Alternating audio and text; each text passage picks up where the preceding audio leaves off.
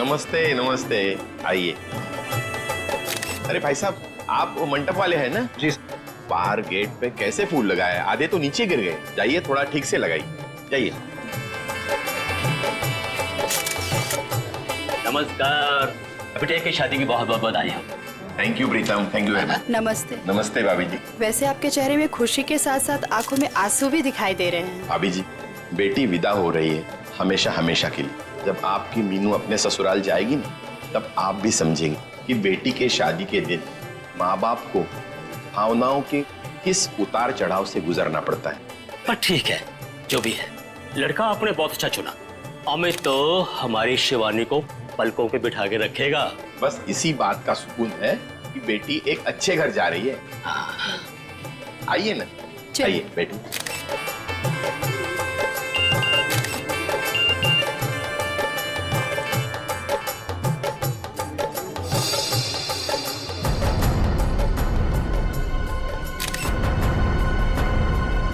ठीक है।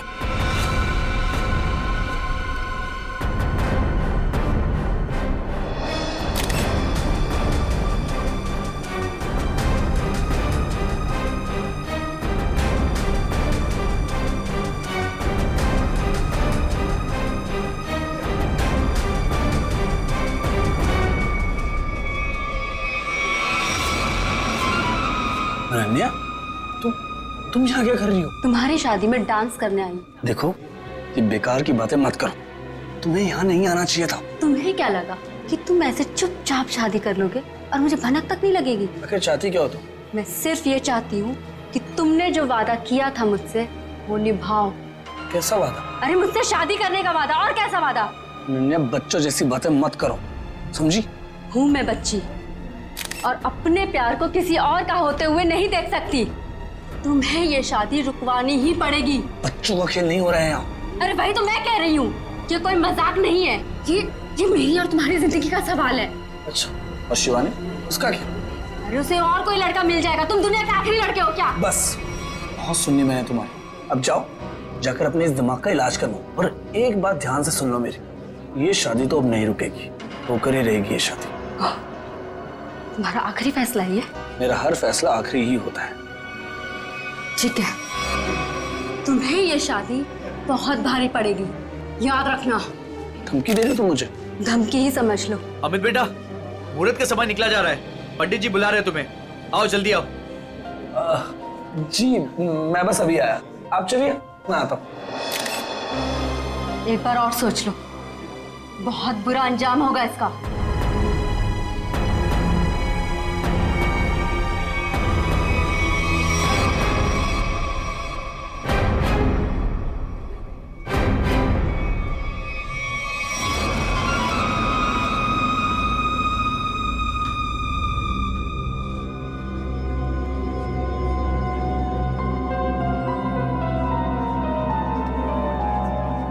Sir, cold drink.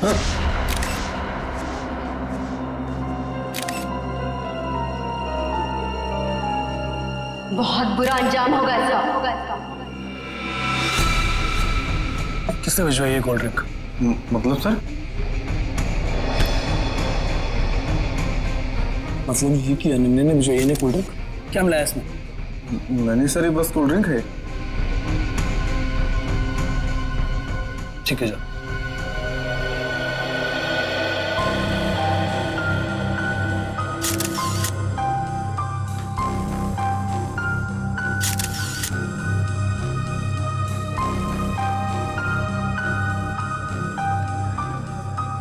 एक बार और सोच लो, बहुत बुरा अंजाम होगा इसका। क्या हुआ अमित, ऐसे क्यों डर गए? नहीं नहीं यार, कोई बात नहीं, तू बैठ आराम से।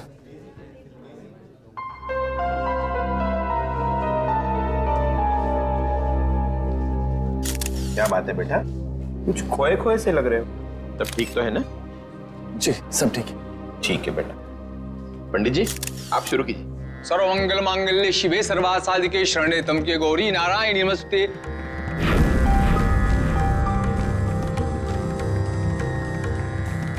हर्ष जी, कन्या को बुलाई, मुहूर्त का समय हो गया।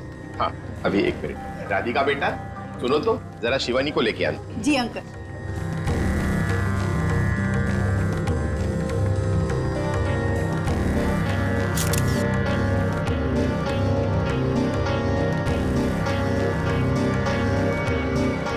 अंकल, शिवानी अपने कमरे में नहीं है। क्या? अरे यहीं कहीं होगी। तुमने उसे कॉल किया था? हाँ किया था, पर उसका नंबर भी नहीं लग रहा और वो किसी कमरे में भी नहीं है। इस तरह शिवानी शादी के दिन कहाँ जा सकती है? अरे भाभी जी आप चिंता मत कीजिए, यहीं कहीं होगी, अभी मिल जाएगी। अरे ये चीख कैसी? चलो चलो चलो।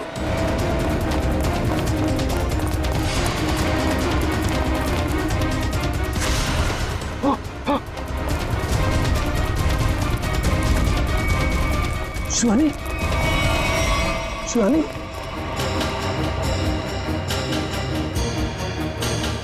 शिवानी, शिवानी, शिवानी, क्या हुआ मेरे बेटी को? शिवानी बेटा उठो, आंखें खोलो, आंखें खोलो बेटा। नब्ज नहीं चल रही इसकी। नब्ज नहीं चल रही का क्या मतलब है? शिवानी बेटा देखो, आज तुम्हारी शादी है, दिनों का वक्त हो गया है, मेहमान तुम्हारा इंतजार कर रहे हैं। बेटा आंखें खोलो। अब ये कभी जवाब नहीं देगी। जवाब नहीं देगी क्या मतलब है? शिवानी बेटा उठो, शिवानी, शिवानी उठो, शिवानी बेटा उठो, शिवानी उठो, शिवानी। इन कंधों पर मैंने झूला झूलाया था तुमको, क्या इन्हीं कंधों पर आरती उठवाएगी? शिवानी,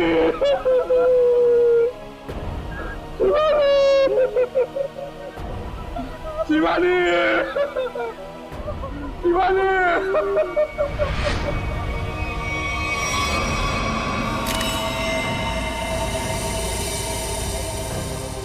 भारी चीज से जोर से वार किया है सिर के पीछे।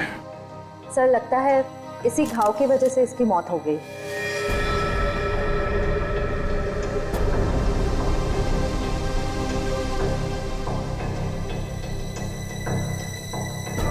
अभिजीत, ये देखो, इस पत्थर पे खून लगा है। लगता है इसी पत्थर से इसके सर पे वार किया गया।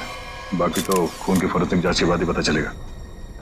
वो भी खूनी है, बड़ा बेरहम है। दुल्हन का खून कर दिया, वो भी शादी के कुछ घंटों पहले। क्या होता जा रहा है समाज को? वाकई मुझे तो लगता है कि शिवानी ने मरने से पहले अपने खूनी का चेहरा देखा भी नहीं होगा। अचानक आ गया, पीछे से हमला किया, पत्थर से सर पे वार किया। ऐसा लगता है कि इसे समझ में भी नहीं आया होगा और उसने दम तोड़ दिया।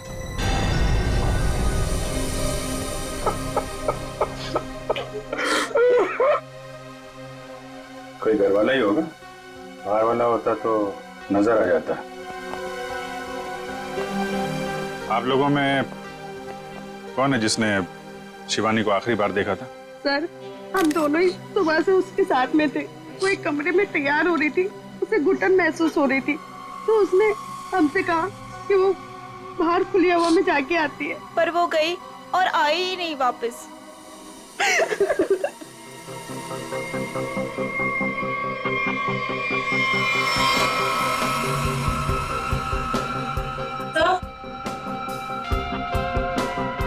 सर, ये पेंडेंट मिला है, इसके लहंगे में अटका हुआ था। शिवानी के बाकी गहनों से तो एकदम अलग है ये अल्फाबेट लिखा हुआ है इसमें। ये से तो अमित है, इससे शादी होने वाली थी। अमित, ये पेंडेंट इस पे ए लिखा है, तुम्हारे लिए तो नहीं बनवाया था इसे? नहीं सर, अगर शिवानी ने ऐसा किया होता तो मुझे वो जरूर बताती। अच्छा, आप सब लोग जरा ध्यान से देखिए ये पेंडेंट। कोई बता सकता है ये पेंडेंट किसका है? नहीं सर, पहले इसे कभी नहीं देखा। लड़कियों को तो अच्छी तरह ध्यान रहता है कि किसने कौन सा जेवर पहना है। और आप लोगों ने देखा नहीं इस पेंडेंट को? नहीं सर, नहीं देखा। देखिए, घबराने की कोई बात नहीं है। अगर कोई कुछ जानता है तो साफ साफ बताइए। ये मत सोचिएगा कि सीआईडी की मदद करने से आप लोग फंसेंगे। पता नहीं इन लोगों ने देखा है कि नहीं, लगता तो ये खूनी का ही है। अच्छा, जब ये सब हुआ उसके बाद किसी को बाहर जाते हुए देखा आपने? नहीं सर, कोई नहीं गया जहाँ। लेकिन कोई पहले आकर चला गया हो तो वो तो पता नहीं हमें। वो हम लोग पता कर लेंगे। उन्होंने अपनी मौजूदगी का कोई ना कोई सुराग तो जरूर छोड़ा होगा, और उस तक पहुंचने की पहली कड़ी है ये पेंडेंट।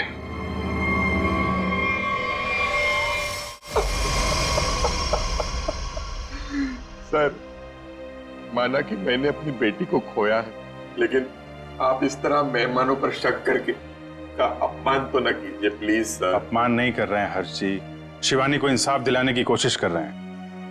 अगर ये पेंडेंट मेहमानों में से किसी का है तो अभी पता चल जाएगा। सर, शायद किसी ऐसे मेहमान का हो जो शादी से जा चुका हो सकता है। तो फोटोग्राफर को बुला के लाओ। Yes sir.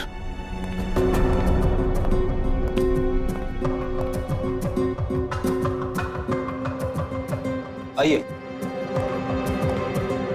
सर, ये जतिन है, शादी के फोटोग्राफर।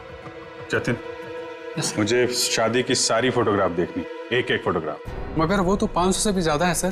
500 हो या 5000, सब देखनी है। दिखाओ। Okay sir.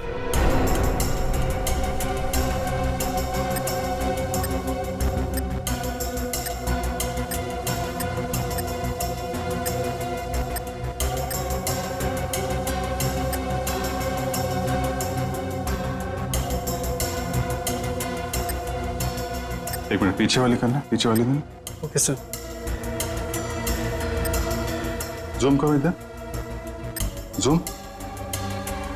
जयवंती, पेंडेंट देखो, वही लग रहा है।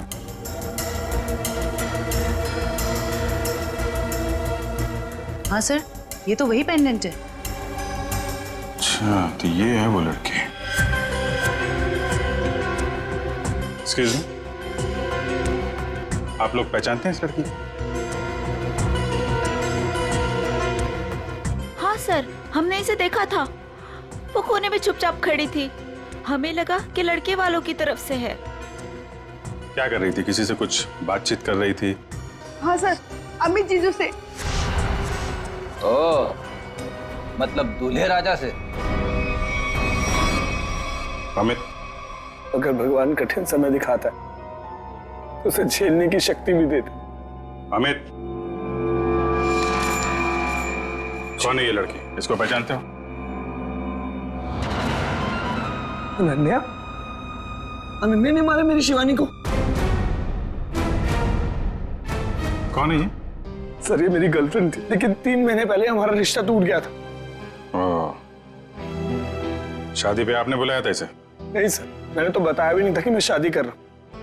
अचानक शादी में कैसे आ गई और मुझे धमकी देने लगी। जुआ खेल नहीं हो रहा है यहाँ। अरे वही तो मैं कह रही हूँ, ये मेरी और तुम्हारी जिंदगी का सवाल है। बस तुम्हें ये शादी बहुत भारी पड़ेगी। एक बार और सोच लो अमित, बहुत बुरा अंजाम होगा इसका।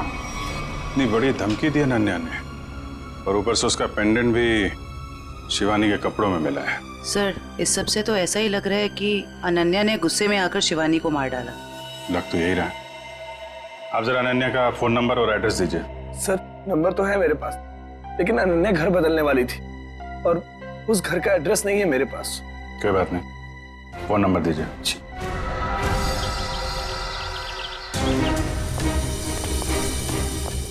मुजरिम यहाँ से भागा है, जरूर कोई गवाह या सबूत मिलना चाहिए। सर, ये इलाका इतना सुनसान है, यहाँ किसने देखा होगा उसे? शायद इस चावल में कुछ देखा। आइए आइए साहब, सुबह सुबह हमारी चाय पियेंगे, दिन अच्छा रहेगा। अदरक वाली स्पेशल चाय है। कब से चाय बेच रहे हो यहाँ पे? सब 3 महीना हो गए। चाय दूं? चाय भी पी लेंगे, जल्दी क्या है, हम लोग सीआईडी से हैं। सीआईडी से? हाँ। यहाँ चाय बेचने के लिए कब आते हो? सब रात को 8 बजे से। रात को 8 बजे से लेकर सुबह 8 बजे तक 12 घंटे की ड्यूटी करना पड़ता है पेट के लिए। अच्छा, कल यहाँ पर काफी लोग आए हुए होंगे।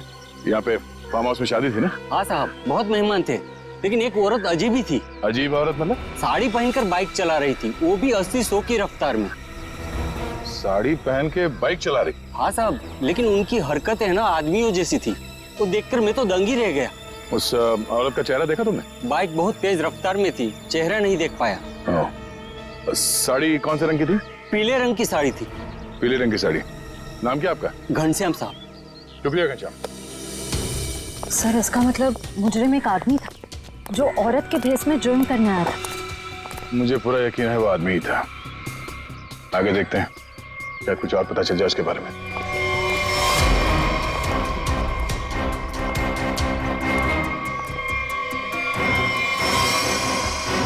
सर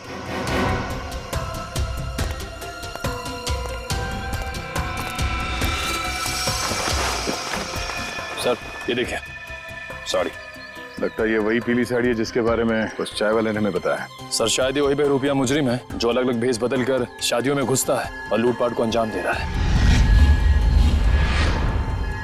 हो सकता है। सर अब तक तो ये मुजरिम सिर्फ चोरी करता है, कभी किसी का खून नहीं किया। फिर शिवानी? सर शायद शिवानी ने इसको देख लिया और शोर मचाने की कोशिश की। पकड़े जाने के डर से उसने शिवानी को मार दिया। लगता तो कुछ ऐसे ही है। चलो देखते हैं घर में कोई सामान चोरी हुआ है या नहीं। आप जी।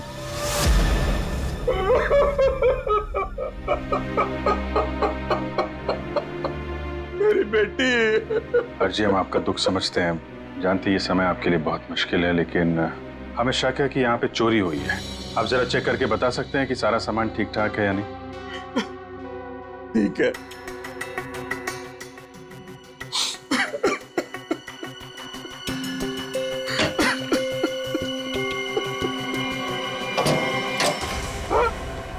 ये क्या? हाँ? सर ये देखिए, सारे पैसे, सारे गहने चोरी हो गए। ये देखिए सर, सब कुछ चोरी हो गया। सर ये लोग तोड़ा नहीं गया है, बल्कि बहुत ही सफाई से खोला गया है। मतलब चोर नौसिखिया नहीं है, कोई शातिर है। सर अगर उसे पैसे और गहने चाहिए थे तो ले जाता, मेरी बेटी को मारने की क्या जरूरत थी? हर्ष जी, आपको किसी पे कोई शक है? किसी से कोई दुश्मनी? क्या लगता है क्यों मारा होगा किसी ने? नहीं, मुझे नहीं लगता मेरा ऐसा कोई दुश्मन होगा जो मेरा इतना बुरा चाहेगा। मुझे तो लगता है ये उस बहरूपिये का ही काम है जिसकी साड़ी दया को मिली थी झाड़े में। अनन्या भी तो हो सकती है सर, वो भी तो गायब है। पता चल जाएगा फ्रेडी, अनन्या का काम है या उस बहरूपिये का, या दोनों ने मिलकर किया है। बहरूपिये मुजरिम ने अब तक 5 शादियों में लूटपाट की है, अलग अलग भेस बदल के। कभी पंडित बनता है तो कभी कैटरिंग वाला, कभी टेंट वाला तो कभी बाराती। और लगता है ये इतनी आसानी से रुकने वाला नहीं, बहुत शातिर है। ठीक है सचिन, पर इस बार फर्क ये होगा कि ये अगली शादी में लूटपाट को अंजाम नहीं दे पाएगा, पकड़ा जाएगा। और सर फिलहाल तो अभी शादियों का सीजन चल रहा है, हर दूसरी गली में शादी हो रही है, तो ये पता कर पाना थोड़ा मुश्किल होगा ये खूनी अपना अगला शिकार किसको बनाने वाला है। ज्यादा मुश्किल नहीं होगा निखिल सर, इस अपराधी के पिछले सारे गुनाहों में एक चीज कॉमन है, ये सिर्फ बड़े लोगों की शादियों में लूट करता है, अमीर बिजनेसमैन, फिल्म के प्रोड्यूसर्स वगैरह वगैरह। मतलब जिसके पास ज्यादा पैसा है उसी को अपना शिकार बना रहा है। मगर इस बार कम से कम 10-15 बड़े परिवारों में शादी हो रही होगी।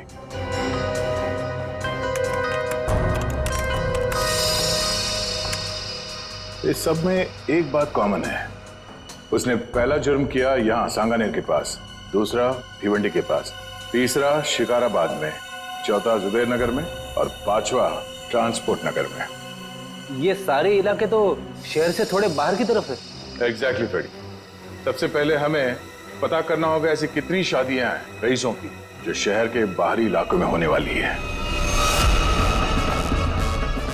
आप कान खुले रखना, इतना तो तय है कि वो बहरूपिया यहीं पे है, लेकिन किस भेस में होगा ये पता नहीं। यहाँ से किसी को बाहर मत जाने देना। किसी को अगर जरूरी काम से बाहर जाना होगा तो? इन्वेस्टिगेशन से ज्यादा जरूरी क्या हो सकता है? बाथरूम। किसी को अगर बाथरूम जाना होगा तो? इसका इंतजाम होता है अंदर, जो शादी में आया कोई बाहर नहीं जाएगा, समझे? Yes sir.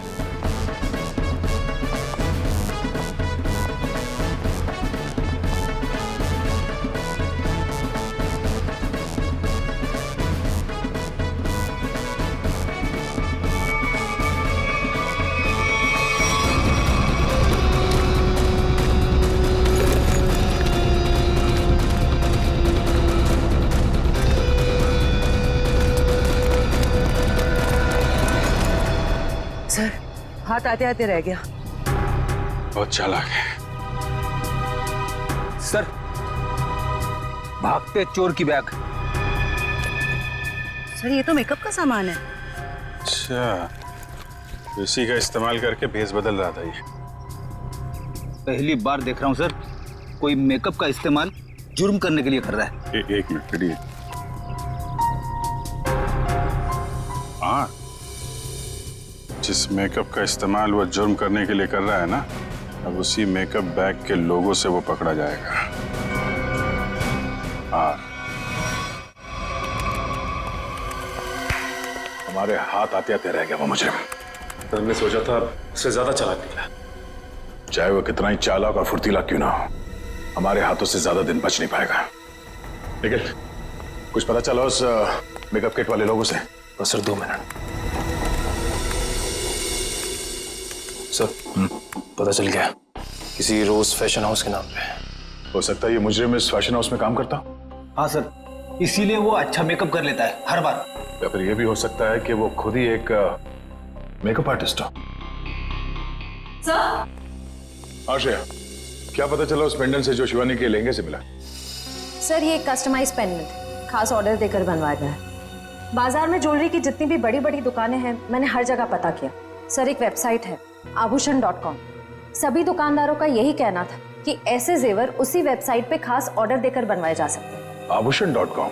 Yes sir. इस आभूषण.com के ऑफिस में जाके पता करना होगा कि वो ग्राहक कौन है जिसने इस पेंडेंट का ऑर्डर दिया था। सर, अनुष्का जी की ड्रेस के लिए ये वाला मटेरियल ठीक रहेगा क्या? बिल्कुल नहीं, उन्होंने कहा था ना उन्हें सैटन में कुछ चाहिए। देखो रवि, ठीक से काम करो और मुझे ना किसी भी कस्टमर की कोई कंप्लेन नहीं चाहिए, समझे? Sorry sir. सॉरी मत बोलो, काम पे ध्यान दो, फिर सॉरी बोलने की जरूरत नहीं पड़ेगी तुम्हें। वैसे बिल्कुल ठीक कहा आपने, इंसान को जितना कम सॉरी बोलना पड़े उतना अच्छा उसके लिए। वो तो है सर, पर आप लोग? अच्छा, आप लोग स्पार्क विहार कंपनी से आए, राइट? नहीं, हम लोग सीआईडी से। सीआईडी? क्या बात है सर, कोई प्रॉब्लम हो गई? हाँ, बड़ी प्रॉब्लम है। अच्छा, आप ये बताइए कि आपके पूरे स्टाफ आज यहाँ पर मौजूद है? रघु को छोड़कर सब आए हैं सर। रघु? सर, हमारा makeup artist. Raghu makeup artist? और आज वो यहाँ किस वजह से नहीं है? सर, उसने 2 दिनों की छुट्टी ली है। और ये अक्सर छुट्टी लेता है। आपको कैसे पता सर? अब क्या बताऊं, पिछले कुछ महीनों से उसकी ज्यादा छुट्टियां हो गई हैं। इस बार ना मैं उसकी तनख्वाह काटने की सोच रहा हूँ। अच्छा, इस रघु का यहाँ कुछ सामान है? हाँ सर, वो ब्लू थैली में कुछ सामान रखा है उसने। सर ये टेबल के नीचे। किसे फोन कर रही हैं? मैम, रघु को। कोई जरूरत नहीं, जब तक हम ना कहें उसे कोई कुछ नहीं बताएगा। Sorry ma'am. ये सामान है उसका? हाँ सर, यही है।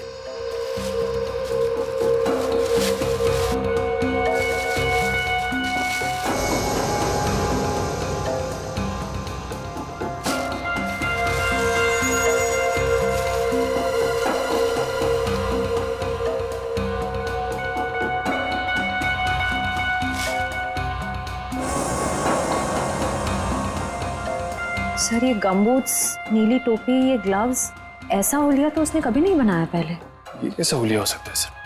मुझे लगता है ये कोई इलेक्ट्रिशियन बनने वाला है। ये गमबूट्स, ये दस्ताने, ये सब बिजली के झटके से खुद को बचाने के लिए।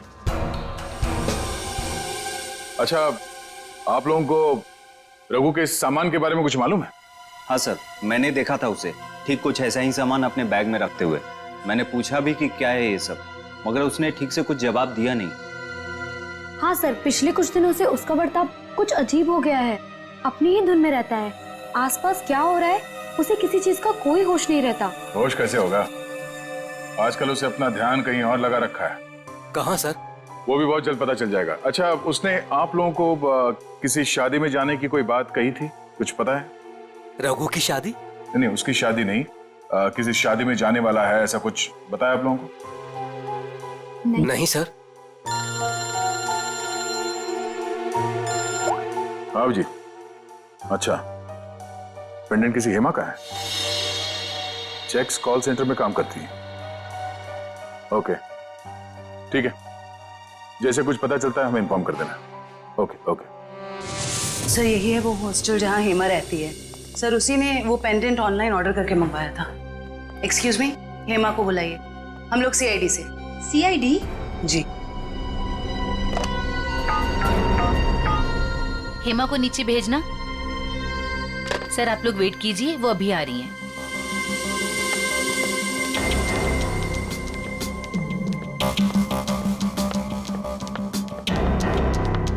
हेमा?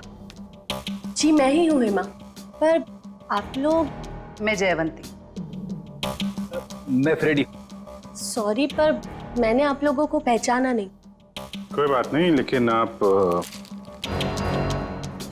इसको तो पहचानती हैं?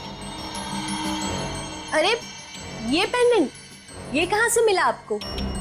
वहीं से जहां से आप इसे छोड़ के आई थी, लाश के पास। लाश? किसकी लाश? और ये क्या मजाक है? कोई मजाक वजाक नहीं है, तुमसे पूछताछ करने आए हैं। सीआईडी से हैं हम। सीआईडी? शिवानी का खून क्यों किया?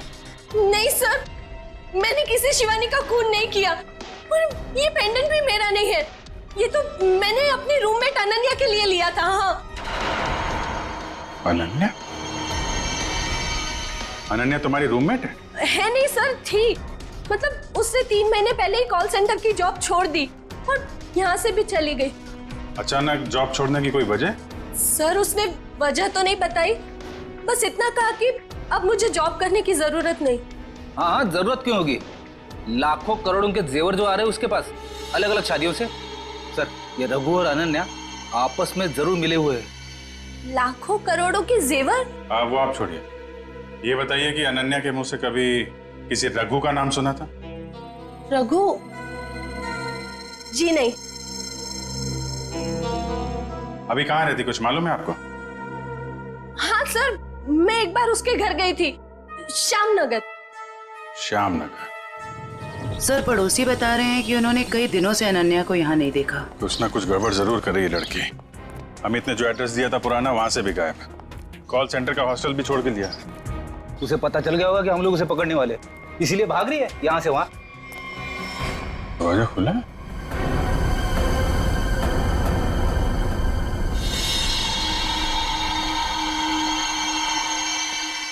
पूरा सामान बिखरा पड़ा है। यहाँ तो हाथापाई हुई है लगता है। चेक कर लो जरा घर को।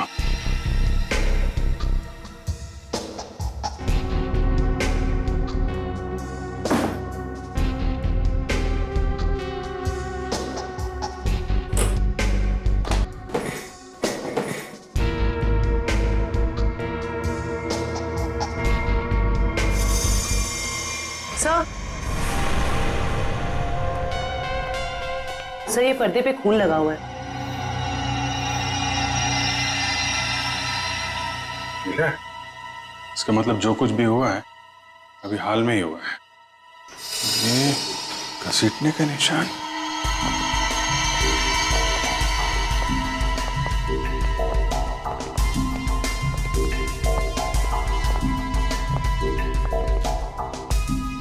लगता है यहां से किसी को घसीट के ले जाया गया है। सर कहीं अनन्या की लाश को क्या पता अनन्या है या कोई और है, लाश है कि भी नहीं। जिंदा आदमी को भी तो घसीट सकते हैं ना। लेकिन इतना तय है कि कोई बहुत बड़ी मुसीबत में है। सर अब तक तो हमें लग रहा था कि इस सब में शायद अनन्या का भी हाथ हो सकता है, पर उसके घर का नजारा देख के तो यही लग रहा है कि मामला कुछ और है। वो खुद किसी बहुत बड़ी मुसीबत में है। सर शायद ये बहरूपिया खूनी अच्छी तरह से जानता था कि हम वहां जाने वाले और अनन्या के जरिए उस तक भी पहुंच जाए, इसीलिए जब तक हम वहां पहुंचते उसने अनन्या को गायब कर दिया। ये बहरूपिया मुजरिम ये हमेशा से हमसे 2 कदम आगे रहा है। ये बात तो तय है कि वो जिस किसी भी अगली शादी में जाएगा वहां पर वो इलेक्ट्रिशियन के भेस में जाएगा। सर शहर के बाहरी इलाकों में जितनी भी रईस लोगों की शादियां हैं उनकी लिस्ट कुल मिला के 7 लोगों की शादियां हैं। अरे बाप रे, मतलब 7 शादियों पे नजर रखनी पड़ेगी? उसकी जरूरत नहीं पड़ेगी फ्रेडी। हमें सिर्फ इतना करना है कि इन सारे शादियों में फोन करके पूछना होगा कि वहां पे बिजली की कोई समस्या है या नहीं, क्योंकि ये आदमी वहां पर भेस बदल के जाने वाला है। और अगर ऐसा है तो अब तक वहां बिजली की छेड़छाड़ शुरू कर दी होगी उसने। कॉल करके देखते हैं। हेलो, क्या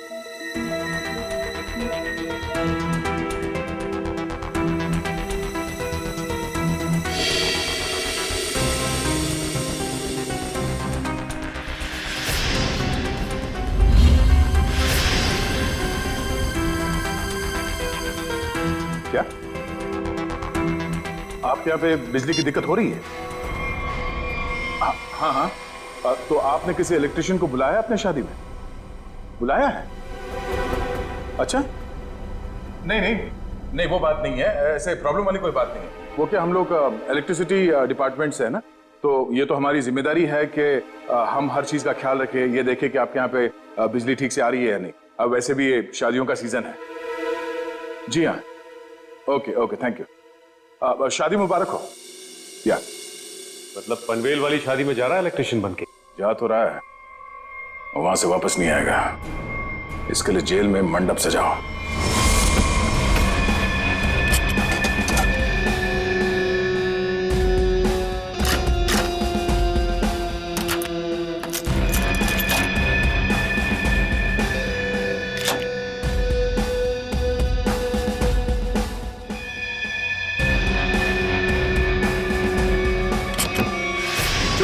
चोरी हो गई मेरे घर में। कोई सारे गहने और पैसे लेके भाग गया। हे भगवान, क्या सब कुछ लेके गया? सब पैसे लेके भाग गया। अब कैसे होगी मेरी बेटी की शादी? लगता मुझे अपना काम करके निकल गया। आस पास ही होगा, ज्यादा दूर नहीं गया होगा। ढूंढो उसे। सर, क्या हुआ? चोरी हो गई सर।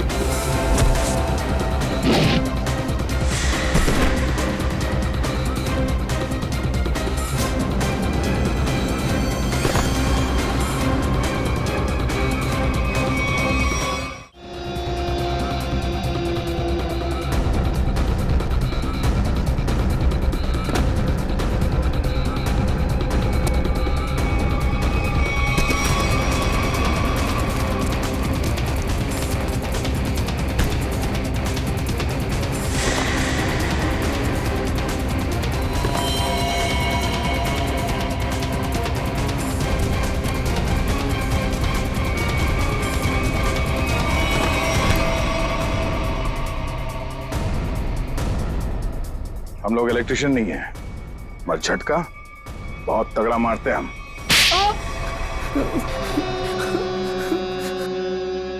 हाँ साहब, मैं अपना जुर्म मानता हूँ। मैंने इन बड़ी बड़ी शादियों में चोरी की ताकि मैं कुछ पैसा जोड़कर अपने बच्चों का भविष्य सुरक्षित कर सकूं। बड़े नेक विचार है आपके। लोग अपने बच्चों की भविष्य को सुरक्षित करने के लिए नौकरियां करते हैं, दिन रात मेहनत करते हैं। तुमने चोरी की और बाकी तो सब बेवकूफ है ना।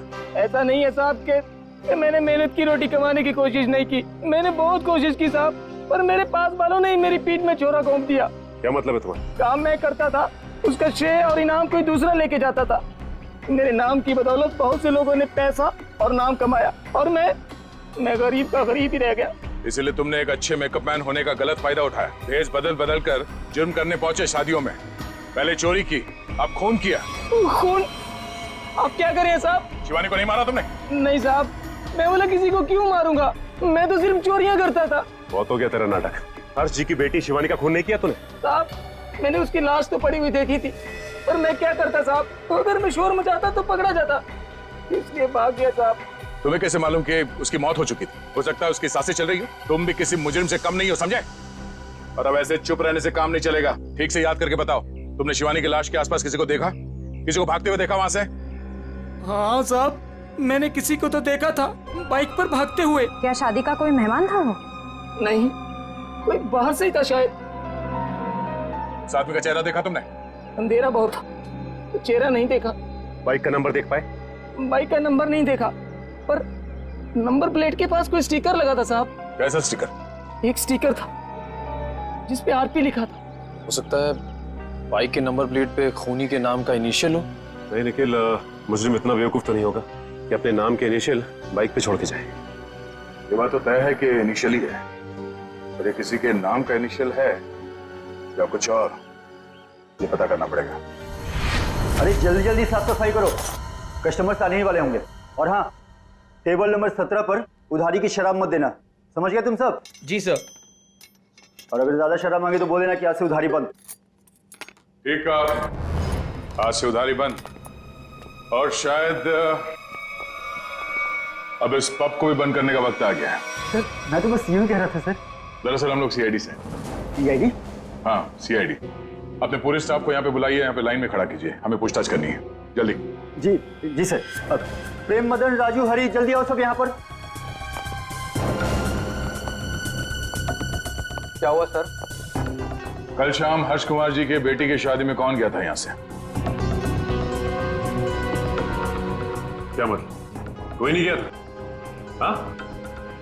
सर जरूर कोई यहीं से गया था। हमने इस पब के सारे मोटरसाइकिल्स चेक किए, सब पे वही आरपी का स्टिकर लगा हुआ था, जैसे रघु ने हमें बताया था। हर्ष कुमार का फार्म हाउस, हमारे पब की बाइक, ये पूछताछ किस चीज की हो रही है? हर्ष जी की बेटी शिवानी की मर्डर की, किसी ने उसका खून कर दिया है। खून?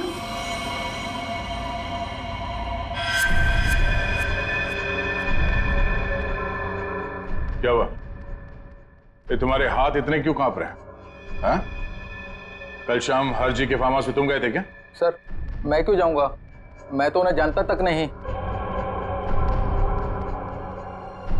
तो एयर कंडीशन कमरे में तुम्हें इतना पसीना क्यों आ रहा है?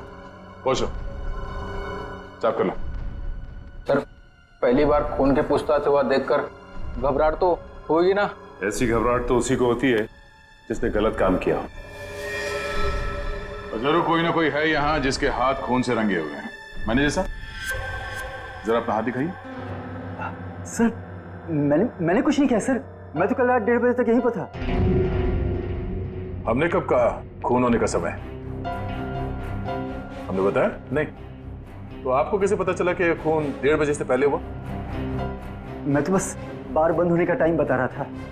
ओ,